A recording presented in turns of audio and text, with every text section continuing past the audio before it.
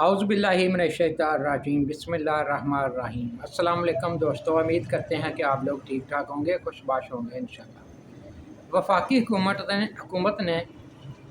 انسداد دہشت گردی قانون میں مزید ترمیم کا بل قومی اسمبلی میں پیش کر دیا ہے، جس میں کسی بھی شخص کو 3 ماہ تک حراست میں رکھنے کا اختیار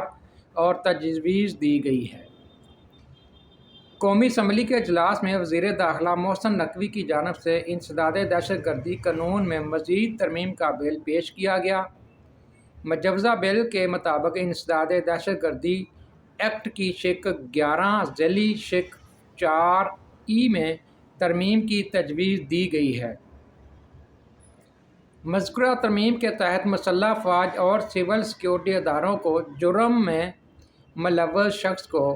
3 ماہ تک حراست میں رکھنے کا اختیار ہوگا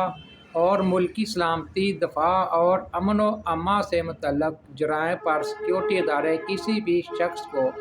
3 ماہ تک حراست میں رکھ سکیں گے۔ اس کے علاوہ تاوان، بطخ خوری، ٹارگٹ کلنگ اور اغوا سے متعلق جرم پر 3 ماہ زیر حراست رکھا جائے گا۔ جرائم میں ملوث شخص کی 3 ماہ سے زائد حراست یا نظر بندی کی صورت میں شفاف ٹرائل کا حق دیا جائے گا۔ بل میں تجویز کیا گیا ہے کہ 3 ماہ سے زائد نظر بندی آرٹیکل 10A کے تحت ہوگی، جبکہ مسلح افواج یا سول سیکورٹی ادارے اگر کسی شخص کو زیر حراست رکھنے کا حکم دیں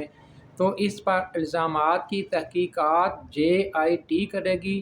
جس میں SP، police, intelligence agencies, civil armed forces اور مسلح افواج قانون نافذ کرنے والے اداروں کے نمائندے شامل ہوں گے۔ دوستو، مطلب کسی بھی بندے کو، اگر کوئی بھی بندہ کسی جگہ میں ملوث ہو یا اس پر الزام ہو تو 90 دن کے لیے وہ غائب، اور ان 90 دنوں میں اس کے گھر والوں پر کیا گزرے گی، یہ بھی حکومت کو دیکھنا چاہیے۔ شاید یہ ان کو پہلے بھی تھا یہ کہ 90 دن تک، 3 ماہ تک بندے کو اٹھا لیا جاتا تھا اور اس کا پتہ بھی نہیں چلتا تھا۔ غالباً یہ مشرف دور کی بات ہے، اس کے بعد بھی کافی دیر یہ چلا معاملہ۔ تو 90 دن بہت زیادہ ہوتے ہیں، حکومت کو چاہیے کہ یہ بل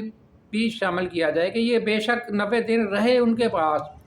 لیکن یہ ان کے گھر والوں کو بتا دیا جائے، بھئی آپ کا بچہ یا آپ کا بندہ ہمارے پاس موجود ہے، اس پر یہ الزام ہے یا وہ اس گناہ میں شامل ہے، تاکہ اس کے گھر والے جو ہے، ظاہر ہے اس کے کسی کے بچے کے گناہ میں اس کے گھر والے تو شامل نہیں ہوتے،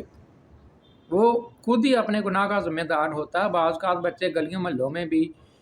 چھوٹے موٹے جو لڑائیاں جھگڑے کرتے ہیں، میں ایک مثال دے رہا ہوں، دہشت گردوں کے ساتھ ان کا کوئی تعلق نہیں ہے، نہ کمپیئر بنتا ہے، لیکن اسی جگہ سے ہی وہ بڑے ہو کر کرائم میں ملوث ہوتے ہیں، پھر وہ دہشت گردوں کے ہتھے چڑھتے ہیں، اور جو ریاست کے خلاف کاروائیاں کرتے ہیں ان کو دہشت گردی کہا جاتا ہے۔ اور جب وہ بچے محلوں میں بھی کوئی کارروائی ڈالتے ہیں، گھر والوں کو پتہ نہیں ہوتا، پتہ اس وقت چلتا جب وہ کارروائی ڈال کے پولیس پکڑ کے لے جاتی، تھانے سے فون آتا، بھئی آپ کا بچہ ہمارے پاس ذرا تھانے تو ہے، تو جب وہ جاتے ہیں تھانے میں تو ان کو پتہ چلتا ہے کہ اس نے یہ کام کیا تھا، اتنے دوست یا مل کر یا اکیلے میں۔